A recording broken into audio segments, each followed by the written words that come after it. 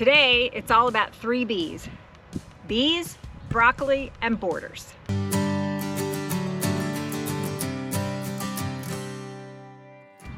Hello, and welcome back to Nonsense Farm. I'm Kathy, and this is my 13-acre farm. I do not live here, and I still work full-time, but I love being out here, and I love spending time. Today is really the first nice, warm spring day that I've been able to spend out here on the farm in a long time. I work Monday, Tuesday, Thursday, and Friday, and so I'm out here on the weekends and on Wednesday. And sometimes the weather doesn't cooperate, but I'm very excited to be here today. Because I spend so little time here, I'm very thoughtful about what it is I want to accomplish on a given day. Today, it's all about 3 B's. Bees, broccoli, and borders. For bees, I'm hoping to get through a couple of the hives and put some mite treatments in. For broccoli, I have 2 flats of broccoli that I've seeded that's ready to go in the ground. And then finally, borders. I want to get enough landscape cloth laid down around the border of this garden so that it stays more nice and neat during the summer. When I'm out at the farm, I'm always battling against running out of time to work, running out of strength to work, or running out of weather to work. So we'll see how far we can get today.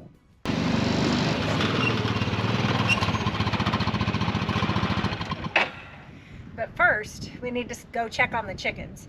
The layer chickens and the bees are the only livestock we have out here right now.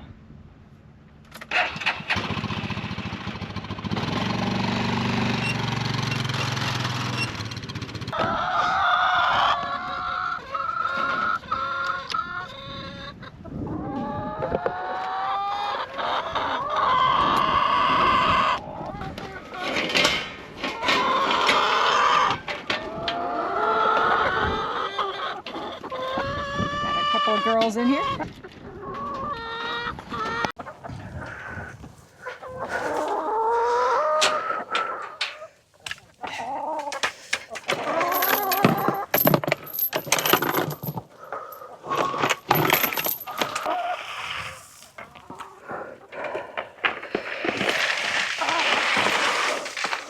It's 12:30 now, so I've already been here, what, a couple of hours? And all I've really gotten done are the chickens. So if you remember, the things I wanted to get done are bees, broccoli, and borders. So when I'm thinking about what I'm going to get done at the farm, I think, what will I be most unhappy if I don't get it done? So the first priority today is going to be getting those broccoli plants in the ground, because that's just more urgent. So what I'm going to do broccoli, then I'm going to go do the bees, and then I will do the borders, because I want to get the borders done, but it's all right if it doesn't happen. I've seeded about 18 broccoli plants that are ready to plant.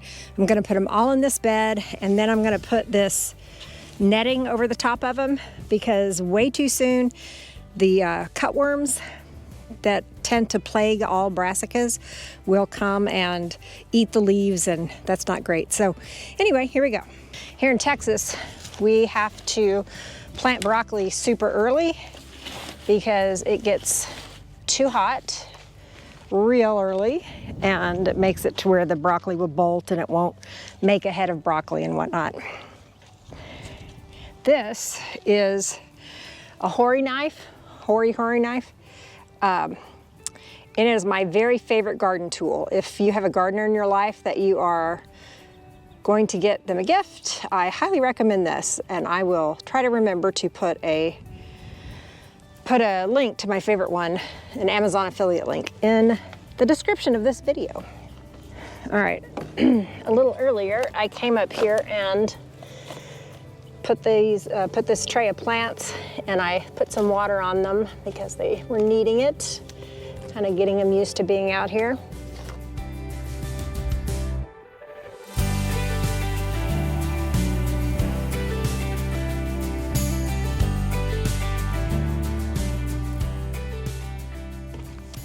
These seedlings are pretty small, but a full-size broccoli plant is huge, so you need to remember to allow for that when you're planting them out.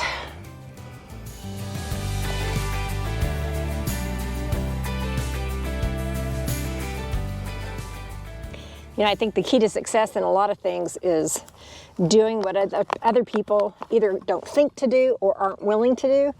And being out here planting plants in February is one of those things. Usually in March or April sometime, you'll see the garden center at the big box store just go berserk. People are getting plant starts and bags of dirt and everything, and they're gonna garden again. And then because it's too late actually to do the things that they're wanting to do, it's gonna get hot too soon here in Texas, people don't have success, and then they don't try again. So in my other job, which is travel, a lot of times I get press requests and I do media interviews, and people ask me, what's the best way to get a deal?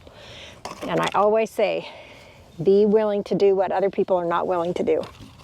And that's true in gardening as well.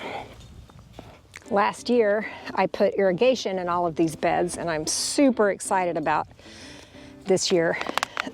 All previous years on this farm, I have, watered by hand whenever I was out here, and during the hot Texas summer, it's just impossible to stay ahead of the watering. Just impossible. So, very much looking forward to it. I think it's going to be a great year in the garden. Of course, doesn't every gardener think that? Every spring? I hope so. The other thing this netting will do, besides keep the insects off of it, it will kind of give some shade. So it's going to be really sunny over the next few days here, and it'll help the little broccoli plants make the transition from indoor light to being out in the wild, woolly world.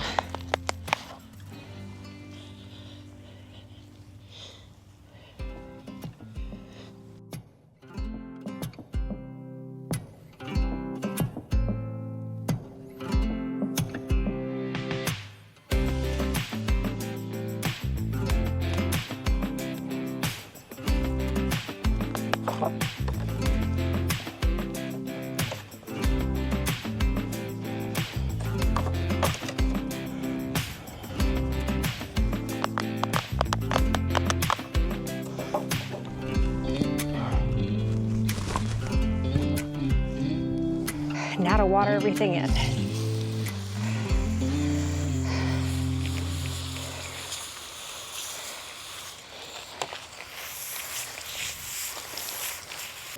And now for bees. So today I am not even going to try to get through all of the hives. If I get through half of them, I'll be happy.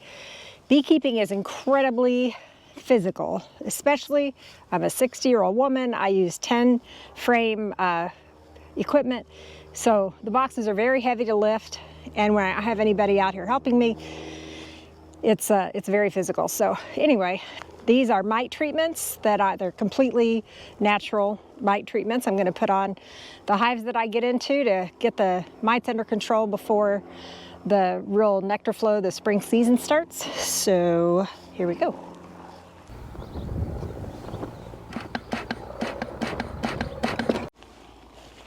I am enjoying this day so much. All right, this is a single deep hive. As I'm standing here, I don't see anybody flying in and out of it, which makes me nervous. But let's see what happens. Go ahead and give them some smoke. No, there's some. All right, we're probably fine. The fact that they're in a single deep meant that they weren't overly strong going into the summer. Into the winter. Yeah, that's propolised down. That means there's some bees in here. All right. I don't know if you can see these golden sugar bricks. They are soft sugar bricks, which are meant as a supplement for them during the winter in case they don't have enough stores, because you don't want your bees to starve during the winter. That would not be good. In Texas, the real danger zone is March. That's when a lot of hives starve because the nectar flow hasn't really started yet. And I think maybe a lot of beekeepers take their eye off the ball in terms of watching their bees for stores. So we definitely don't want that to happen. All right, just a couple of blank frames.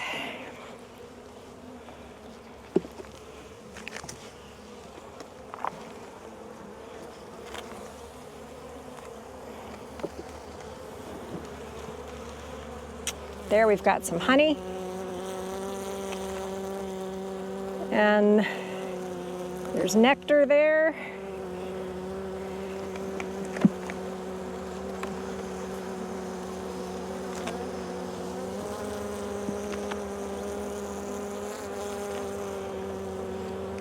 There we've got honey and nectar.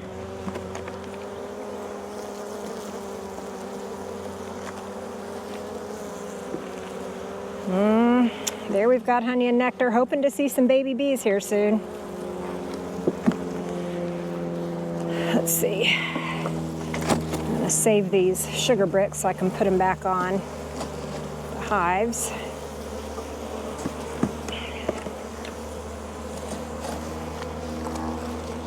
You may have heard me say in other videos, but I am actually allergic to bee venom. So I do have an EpiPen over there in the car, not terribly far away, and I'm extremely careful about suiting up. You might see some beekeepers online that, you know, don't wear a suit, maybe a pretty blonde lady or whatever. That is not me. I will always be suited up. All right, let's see what we got going on here.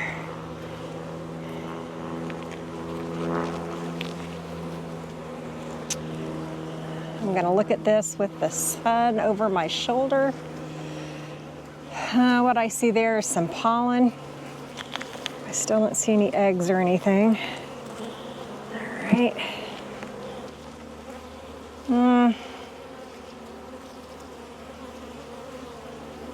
A failing queen or no queen?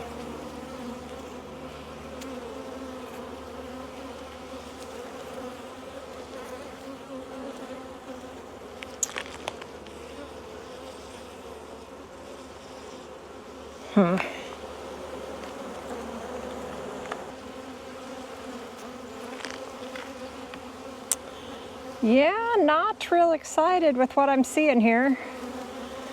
I haven't seen a queen, but mostly I haven't seen any evidence of a queen, which I don't necessarily have to lay my eyes on the actual queen every time, but I do want to see evidence of her, and I am not. So, yeah. I am not seeing this hive brood up, which is what I expect to see.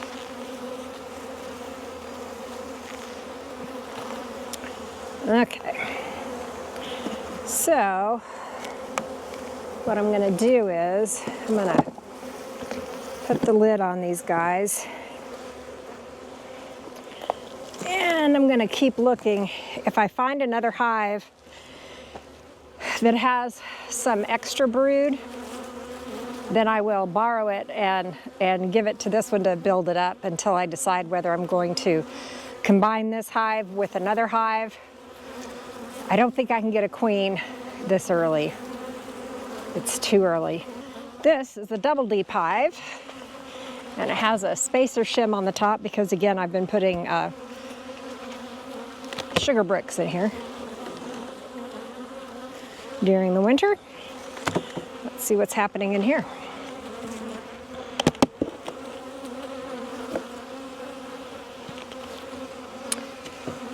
This looks like a very healthy hive. I'm very pleased. Besides the sugar bricks, just as added insurance, I've also been putting a bag of sugar. They prefer the sugar bricks, but they will also eat granulated sugar, so I just want to give them every available resource to be able to make it through. Let's take this shim off.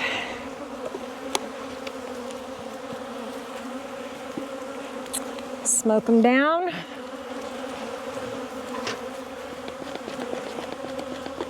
I'm going to smoke my hands also to get the smell of the alarm pheromone off my gloves as much as possible. All right, nothing to see here, nothing to see here. That's what the smoke basically tells the bees. They communicate to each other with an alarm pheromone. It says, hey, danger, danger. But then when you smoke them, it covers up the alarm pheromone so they don't get as angry as fast. All right.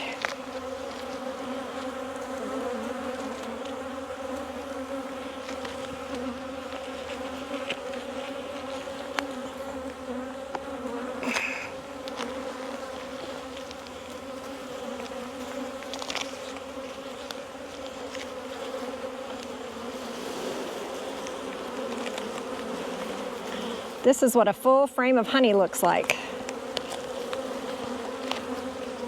That is honey on both sides.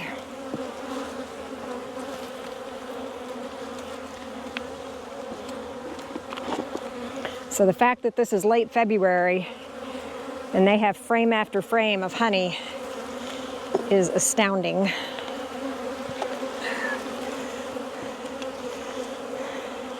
All right, here's another thing to show you. So this dark part is honey. Then I don't know if you can see, but right in there, if you see it shiny, that's nectar. That's stuff they've brought in from the world at large, and it's still got too much moisture in it to be honey. So they are drying that out, and then they will cap it, then it will be honey. If you see any yellow in there, that is pollen, which is pollen from flowers, and that is the protein source for the bees. So that is what all of that is. All right, looky here. All right, do you see this light brown? Baby bees are under there. That's called capped brood. That is very exciting. That's what I was wanting to see. And I can also see uncapped brood and also larvae in there. So that is amazing to see. That's great. And do you also see how this is kind of like a half circle? So when we get into the next lower box, you would find the other circle because the queen bee lays in circles, concentric circles. So that's very exciting. Excellent. Also, let me show you one other thing. All right, do you see that kind of looks like corn pops? The brood that, or the capped brood that looks bigger and it sticks up more. Whoop.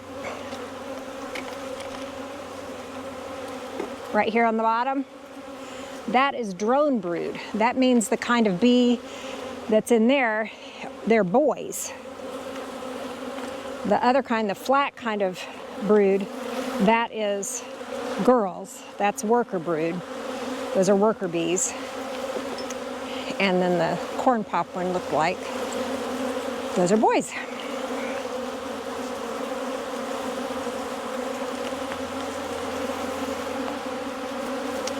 When the bees start getting a little agitated with you, it kind of makes a banana smell. Maybe that's where the phrase "going bananas" went, I don't know.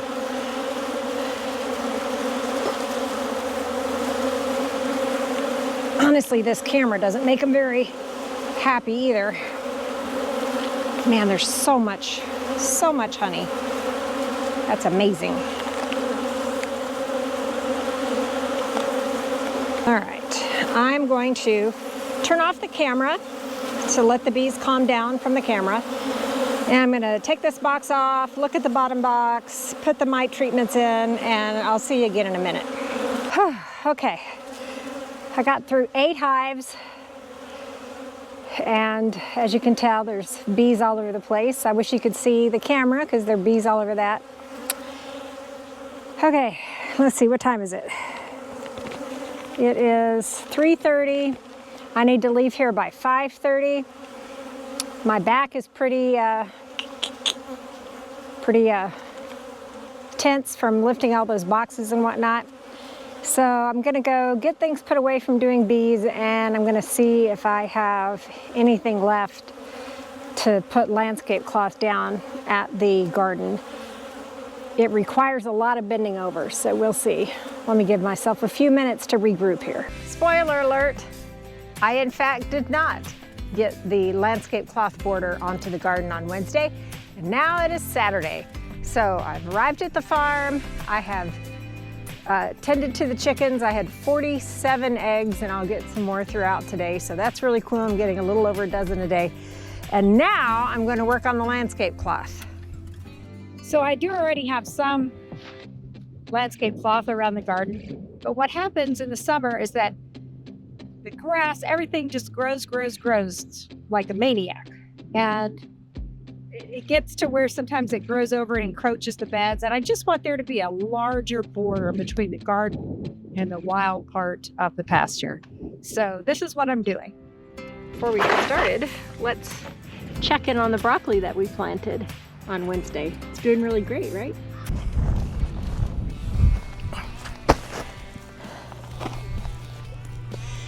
This job isn't technical, it's not rocket science, but it is pretty physical, so it's it would be nicer to have at least another person here helping me, but that just isn't the reality here at Nonsense Farm. So this landscape cloth is 4 foot. It unfolds like that. You just roll it out, put it where you want it, and then you have to fasten it with these landscape staples.